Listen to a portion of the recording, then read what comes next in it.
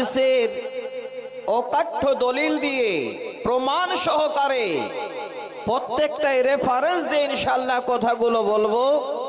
শুধু জবানটা আমার, কথাগুলো সম্পূর্ণ আল্লাহ এবং আল্লাহ রসুলের বলার চেষ্টা করবো ইনশাআল্লাহ। আল্লাহ তুমি যদি আমাকে বলার তৌফিক দাও তাহলে আল্লাহ আজকে হয়তো আমি কথা বলতে পারবো, নচেত নয়। তো ভাই আমার,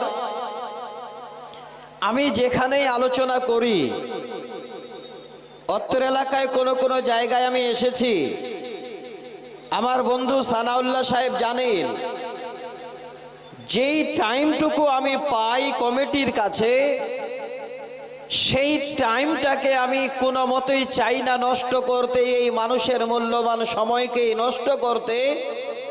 প্রত্যেকটা কথাকে আল্লাহর কোরআন এবং সহিহ হাদিসের দলিল দিয়ে আমি বিষয়ের উপরে আলোচনা করি। তো আজকেও যে আলোচনাটা আমি ইনশাআল্লাহ আপনাদের সামনে করব, নিশ্চয়ই আপনারা যদি আল্লাহ অল্প একটু বুঝার শক্তি দেন তাহলে পরিপূর্ণ আলোচনাটা বুঝতে পারবেন। আর এই আলোচনার মাধ্যম দিয়ে আমাদের মনের আশা আকাঙ্ক্ষা, এই জালসার যত রকমের আজকে আমাদের প্রয়োজনীয়তা, এই জালসা করার যেটা আমাদের উদ্দেশ্য, সম্পূর্ণটা ইনশাআল্লাহ আমরা পূরণ করে নিতে পারবো যদি এই জায়গাটা আমরা সবাই মিলে কোরআন এবং সহিহ সুন্নাহর উপরে আগে এই আলোচনাগুলো শ্রবণ করি। খুব ভালো করে শুনবেন। আমি আপনাদের কাছে আল্লাহর কোরআন থেকে দুই জায়গা থেকে দুটো আয়াত পড়েছি। প্রথম একটি আয়াত পড়েছিলাম, আল্লাহর কোরআনে একটি সূরা আছে, সূরাটার নাম হলো সূরা তাহরিম। অনেক লম্বা ইতিহাস আছে সূরাটির। সূরা তাহরিমের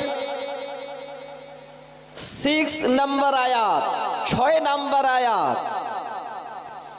দ্বিতীয় একটা আয়াত পড়েছি সূরা আল বাকারা থেকে, কোরআনের দ্বিতীয় নম্বর সূরা। সেই সূরার আয়াত নাম্বার হলো 274, 274। সহিহ বুখারী থেকে একটি মাত্র হাদিস আমি উল্লেখ করেছি। আমার শিক্ষিত সমাজ, আমার শিক্ষিতা মায়েরা বোনেরা, আশা করি সবাই কথাগুলো আমার বুঝতে পারবেন। আমি এইভাবে করে বলবো যেন আপনাদের বুঝতে অসুবিধা না হয়। এক লাইনের একটা সহিহ বুখারীর হাদিস আমি উল্লেখ করেছি। হাদিসের রাবি হযরতে মুআক্কিল বিন ইয়াসার রাদিয়াল্লাহু তাআলা আনহু, হাদিস নাম্বার 7150, 7150। আমি খুব তাড়াহুড়া করে ঠিক সময় মেন জায়গাটাতে আপনাদের নিয়ে যাওয়ার জন্য চিন্তা ভাবনা করবো ইনশাআল্লাহ। আল্লাহ তুমি আমাকে বলার, সমস্ত শ্রোতাদের শ্রবণের পরে আমাদের সকলকে আল্লাহ তুমি সঠিক আমল করার তৌফিক দিও। সকলে মিলে একবার উচ্চ সুরে পড়ি আল্লাহুম্মা আমিন। আজকে যেটা আমার বক্তব্য, সেই বক্তব্য, সেই বিষয়টা পরিপূর্ণ যারা এখানে মা এবং বাবা হয়েছেন আপনাদের জন্য। খুব মনোযোগ সহকারে নেবেন। আজকে মা বাবা যদি সচেতন হন, মা বাবা যদি শিক্ষিতা হন, মা বাবা যদি আল্লাহ রসুলের প্রেমিক হন, আপনাদের ছেলে মেয়েরাও আপনাদের দেখে আল্লাহ রসুলের প্রেমিক হবে। আপনারা যদি বা আদব মা বাবা হন, আপনার ছেলেরাও বা আদব সন্তান হবে। আপনারা যদি আজকে কবর বলে স্মরণ করেন, আপনাদের থেকে বেশি স্মরণ আপনার সন্তানেরা করবে, কবর বলে বেশি স্মরণ করবে ইনশাআল্লাহ। আমার বিশ্বাস, যদি একটু আপনারা ধৈর্য সহকারে আমার এই কথাগুলো আপনারা সবাই শোনেন। প্রত্যেকটা জিনিসের কথা বলার আগে 2-1 মিনিট একটা ভূমিকার প্রয়োজন আছে। কোন কিতাব যখন লিখেন, কোন লেখক প্রত্যেকটা কিতাবের বা বইয়ের দেখবেন প্রথম পৃষ্ঠা একটা ভূমিকা লিখেন, 1 পৃষ্ঠা। সেই ভূমিকাটা পড়লে অনেকটাই যারা জ্ঞানী গুণী বুঝতে পারেন যে এই বই বা এই কেতাবের ভিতরে কি এমন আলোচনা আসছে। ঠিক অনুরূপ আমি আপনাদের সামনে 2 মিনিটের একটা ভূমিকা বলছি, ভালো করে শুনবেন। কবর কি জিনিস আপনার থেকে আপনার সন্তান আরো বেশি করে চিনে নেবে। আপনি যদি সঠিক মা বাবা হয়ে সঠিক জায়গায় সময় পাস করেন, আপনার ছেলে মেয়ে আপনাকে ফাঁকি দিয়ে কোনো বাজারে গিয়ে কোনো এই রকমের বেয়াদবি অনুষ্ঠানে গিয়ে এই রকমের অন্যায় কোনো অনুষ্ঠানে গিয়ে তারা যোগদান করবে না। তবে সচেতন আগে হতে হবে আপনাদের। ভূমিকাটা হলো, যত বাবা মায়ের ঘরে সন্তান আছে সমস্ত সন্তানেরা হলো মা এবং বাবার আমানত। কথাটা ভালো করে বুঝবেন।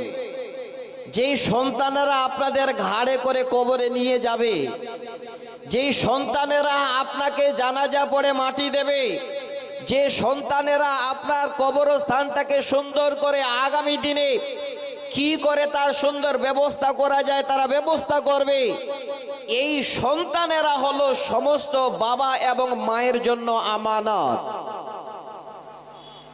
কাকে?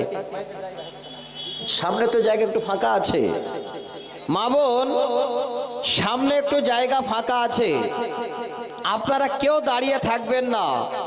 আপনারা আমার জনম দুঃখিনী মা, আমার খালা, আমার বোন, আমি অনুরোধ করে বলবো একজনও দাঁড়িয়ে থাকবেন না।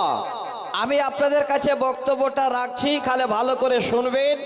আশা করি আপনাদেরও আজকে এই রকমের একটা চিন্তাধারা আসবে, যেই বাচ্চাটা আপনার কোলে নিয়ে বসে আছেন সেই বাচ্চাটা একদিন আপনাকে এমন চোখের সামনে এসে দাঁড়াবে যে আপনার চোখ দুটোকে ঠান্ডা করে দেবে ইনশাআল্লাহ।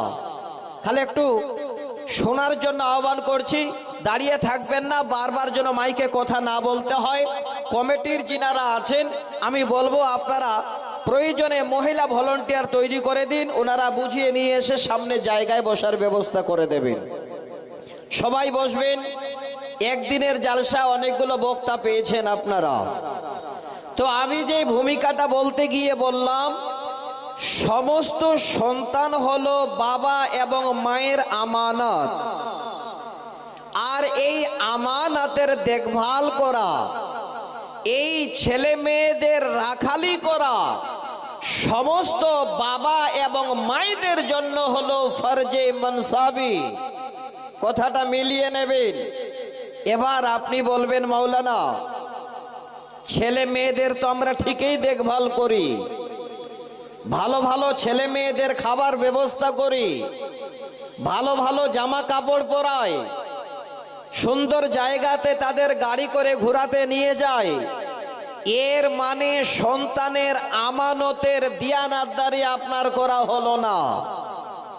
তখনই আপনার সন্তানের রাখালি করা বা সন্তানের দায়িত্ব পূরণ করা আপনার হলো, যখন আপনি সন্তানকে খাবার পরার সব কিছু দেওয়ার সাথে সাথে ছোট থেকে দিনের তারবিয়াত শিক্ষা দেবেন, দিনের কথা শিক্ষা দেবেন, চরিত্র সম্বন্ধে ছেলে মেয়েদেরকে আপনি ওয়াকিবহাল করবেন, চরিত্র শিক্ষা দেবেন। জেনে রাখবেন ভালো করে, ছোট থেকে যেই বাবা এবং মা, যিনি আল্লাহ, যিনি আমাদের স্রষ্টা, তিনাকে চিনাবেন। নবী মুহাম্মদ রাসূলুল্লাহ সাল্লাল্লাহু আলাইহি ওয়াসাল্লাম আমাদের শেষ নবী। যে মা বাবা সে বাচ্চাটাকে শেষ নবীকে সুন্দর করে বুঝিয়ে দেবেন, তিনার পরিচয় করিয়ে দেবেন। এটাই হলো মা বাবার সবথেকে বড় দায়িত্ব, কর্তব্য। এই জন্য বলছেন যে প্রত্যেকটা সন্তান হলো বাবা মায়ের জন্য আমানত, আর এই আমানতের দিয়ানাতদারি করা, দেখভাল করা হলো সমস্ত বাবা এবং মায়ের জন্য ফরজে মানসাবি। করতেই হবে। যদি আজকে এই শিক্ষা বাবা